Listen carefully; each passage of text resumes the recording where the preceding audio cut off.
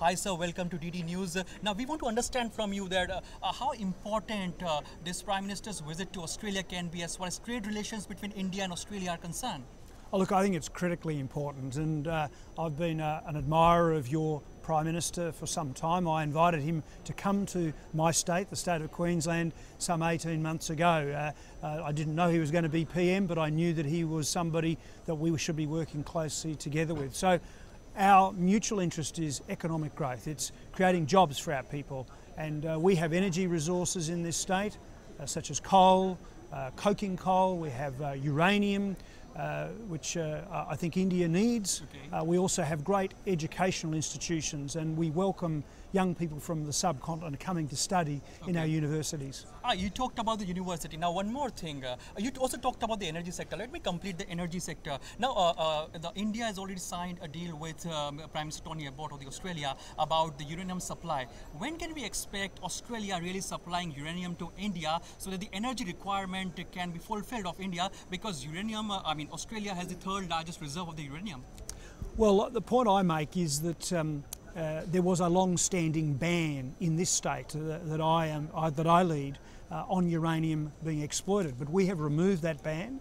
And may I say to you, sir, that we would welcome Indian companies coming in here and investing, exploring, investing, and actually developing mines for uranium going to India. So I sort of throw it back to you. That we would be very keen to talk to Indian investors who want to be here in that space, just as we're working with interests like Adani and GVK to help them unlock the coal resources of the Galilee Basin. All right, you also talked about the education sector. Now almost 36,000 students are studying for the higher education over in Australia. What more can be done so that for higher education sector can be given a boost from the Australian side? Well, I think it's about a welcoming environment, and let us talk straight here. There were some problems a few years ago. People were concerned, parents were concerned. May I assure Indian mums and dads, we want their children to study in our Australian universities and schools.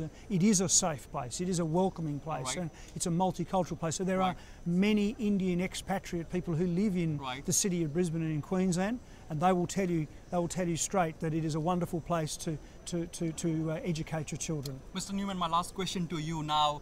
You have been knowing Mr. Modi when he was the Chief Minister of Gujarat. Now, how do you look at Prime Minister Narendra Modi's stature?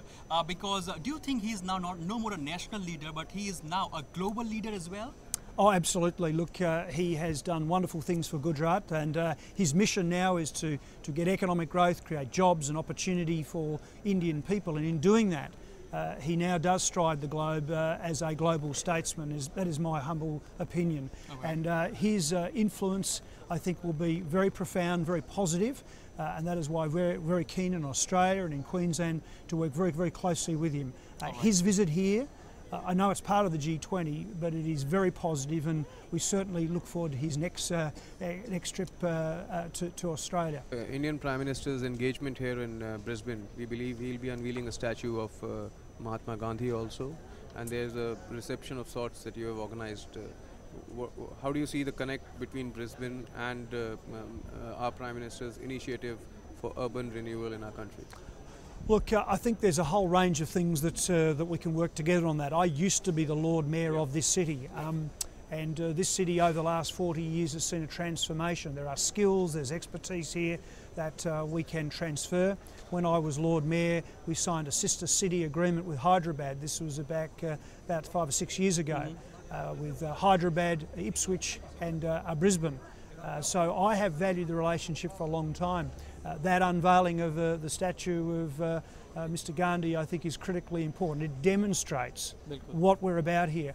On Sunday night there will be a big reception in the Brisbane City Hall for the Prime Minister.